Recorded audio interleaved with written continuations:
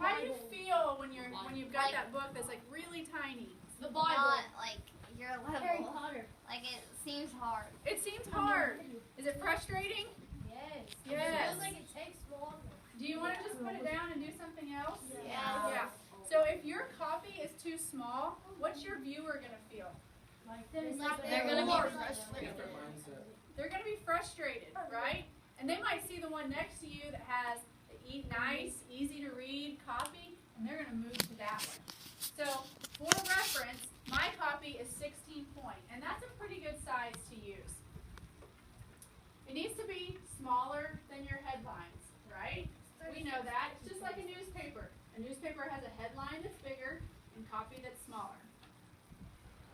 Consistent across the board. We have kind of talked about this already because you guys picked up on it real fast. But make sure that the different pieces of your content are the same size. Now there's been a couple kids who have longer pieces of information. Like there's one student that had a whole page of materials. You can make an exception and make those things smaller to fit on the board, because remember, you don't want to just cover your board with things. So it's better to make one portion a little bit smaller than to completely cover your board and not have any white space. Or think about making 2 columns or Two something like columns. that, yes. Just keep your font the same. Don't change the style of your font. Keep it the same. What do you got, Jaden? What about the font for the title? Are you asking should it be the same as your headline? No, like how big? How big would it be? I think Mrs. Dale gave you a page that has some reference Yes. sizes on it. So I would start there and see, and then adjust it if you need to make it bigger or smaller. I think the suggestion was like 150 point. I put mine at 60. Yours needs to be bigger. Yep. I can tell you right now. For My the title. headlines are 48. So think about that when you're making your title. All right? Now, this last point seems to be fairly obvious, but I feel like I need to say it anyways. Do not, under any circumstances, handwrite any portion of your project. And I know I have an exception up here, and I'm going to explain that in a minute. I know you guys think you're awesome, right? You think you can do anything. No. You think your handwriting is amazing. No, that is close. You should see Okay, mine. you guys at least are honest. Your handwriting is probably Take a look not at that this. good. Nope. And we don't want our viewer to struggle to read your board. So when you have gotten all done and you realize, oh no, I forgot to put captions on my photos. I know what I'll do. I'll just write them down. Oh, No, you won't. No, you won't. You'll take 5 minutes and type them up, print them out, and add them to your board. Okay? Now, some of you I know are like, but wait, you've got handwriting up here. Well, that's because I didn't have any data. So this is my data. This is my chart or graph. You guys have stuff that you put into Google Sheets and Google Docs. Mrs. Dale, Mrs. Jellison, they're going to work with you to get those adjusted how you need them. You do not have to hand draw. You should not hand draw your graphs and your charts, okay? Because even if you do that, you've got to label them, and then you've got handwriting again on your board. So a question did come up. You can handwrite your name on the back. You don't have to type that one. But you your remember name you, should be on the front, and that one needs to be typed. yes. Okay? So let's look at the copy on this board. it's so big. Colorful. Really? Okay, Hold on. That'd be- We're just looking at the copy. So we're only looking at what's in black right here. Ignore all the other stuff for now. So what do you notice about the copy? The The question is The title font is bigger than all the other fonts. Well, we're not worried about the title for right now. We're Oh, just worried about these you can pieces. barely read the white on the yellow. Okay, we're gonna get to that. All of these things are the same font. This is Comic Sans. They're The question is Well, that's okay because that's different things. This has bullets and this has numbers, but They're all that's okay because size. this They're is not the same materials and size. this is procedures. But I want you to notice they're all the same font, all the way across the board. Now, some of them are bigger and smaller than other sections, but you see how if you keep the font the same, later within the different elements. Okay, so you have a little bit of flexibility as long as you're keeping at least the font style the same. So let's talk about your data, your graphs, your charts, your photos. All of those things are kind of the middle of your story, right? And so you want to make sure that all of those things get grouped in a I just similar lost your area. weight. Because there's a thing called the law of proximity. And what that means is our minds, when we see things together, we automatically group them together as like things. So when you put your data, your graphs and your charts and your photos all in the same portion of your board, your mind automatically goes to these things must be related. And so it's easier for your audience, your viewer, or the judge to make those connections. So most of you, those are going to go in this portion of your board, okay? Just keep those things all together. Let's talk about organization. You want it to be easy for the viewer to follow, right? Makes sense to them. So I want you to think about creating a story as you're putting your board together. Now let's talk about a story. When we read, where do we start? The beginning. Okay, we start at the beginning. When we start on a page, where do we start at? At the top left. The top and the left, that's right. So we read from the top to the bottom, the left to the right, and from the start to the finish. So as you're putting your story together, that's what I want you to know. You're going to start at the top left, and you're going to finish at the bottom right. So it's kind of going to make a zigzag here. This is going to be the beginning, the middle, and the end. Does that make sense of your story? So your project is just a story.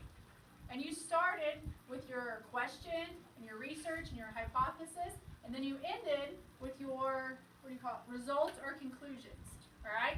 And then all that other stuff is the middle of your story. All right, because you guys all use so many awesome colors on your backdrops on your board, you covered them with paper. I want to talk to you a little bit about the color wheel.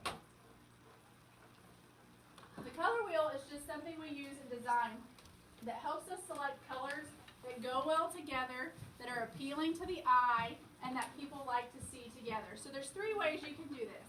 You can pick complementary colors, colors that are opposite sides of the color wheel. So, Logan, what color did you cover yours with? Teal. How did I know you were going to say teal? That's a popular color. So we'll just say yours is blue. So the complementary color for blue is orange.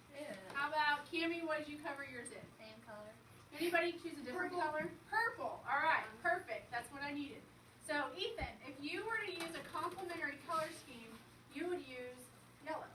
So you're just picking opposite. Now you might want to think about the theme of your project as you're selecting a color as well. So let's look at an example. This is Ethan's example right here. It's a yellow background. It's got, it's the opposite I think, but it's yellow and purple.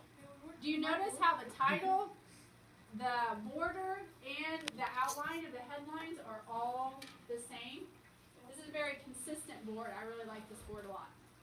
It looks like Mineola. It does look like Mineola. All right, so the next way you can choose colors is you can choose analogous colors. So that means colors that are next to one another on the color wheel. Hayden, what color did you pick? Pink. So we'll say you were kind of in the red family. So if you were to pick analogous colors, you could pick purple or orange, or purple and orange, and those 3 colors together would work because they're next to one another on the color wheel. What about black? So black, great question, Jack. Black is a neutral. Black, white, gray, those are all your favorite people at recess because they like to play with everybody. Okay? They don't have a bad friend. They like to play with all the colors. I'm black. You're black? So you need to think, Jack, about which of these colors fits best with your theme. What's your theme or what's your project? Baseball. Okay, so you have a sports theme. Red or white. Exactly. Or maybe red and white. Perfect. Anna, what color did you pick? Purple. Purple. All right. So Anna can pick blue and red. That would be analogous.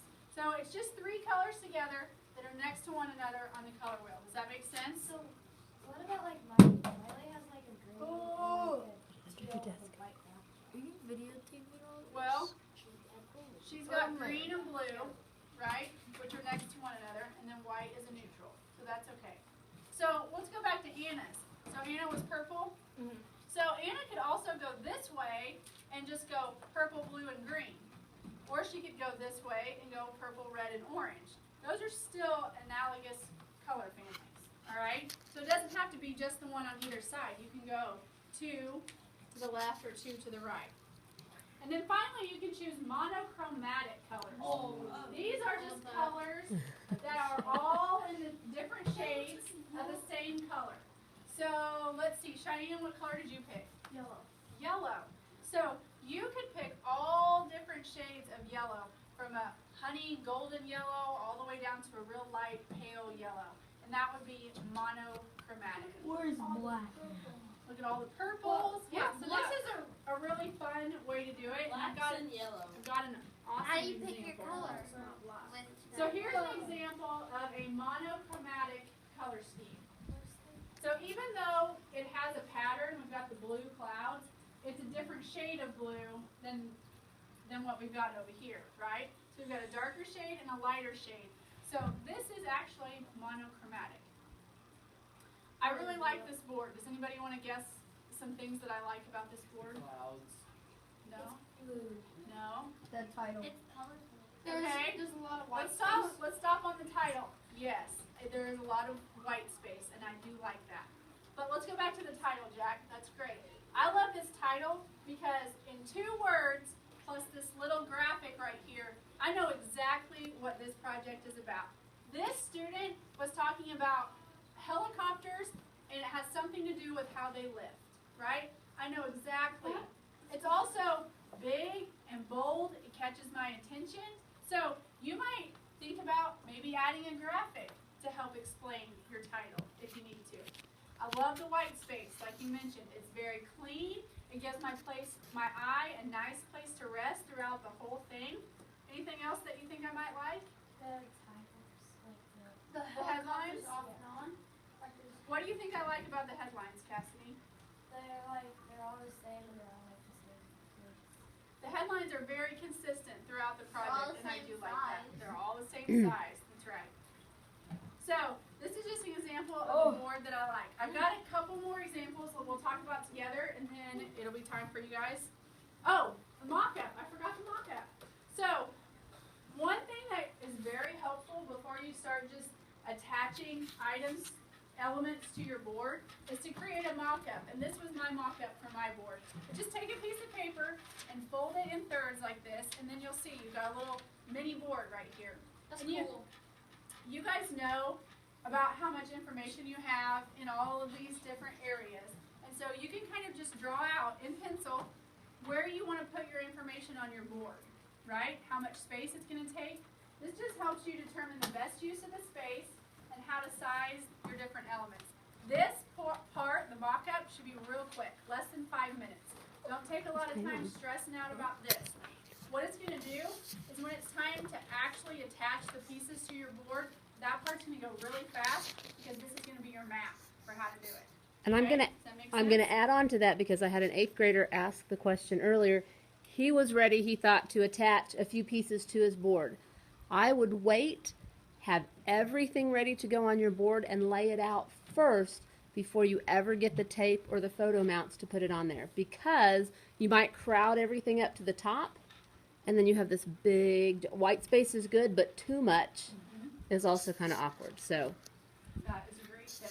Definitely lay it out before you attach it. So let's look at these 3 examples right here. What? All right, so let's look at bringing down the house. Tell me what you think about that board. What catches your attention? The title. Title's What? too close together. Okay, Jaden thinks it's too close together. What do you? It's Right. like big. Yeah. It's big. It's bold. It catches your attention, right? All the different Yeah. colors. I personally like this title because I think it's very intriguing. Bringing down the house, like I want to know more. What does bringing down the house mean? What are they talking about?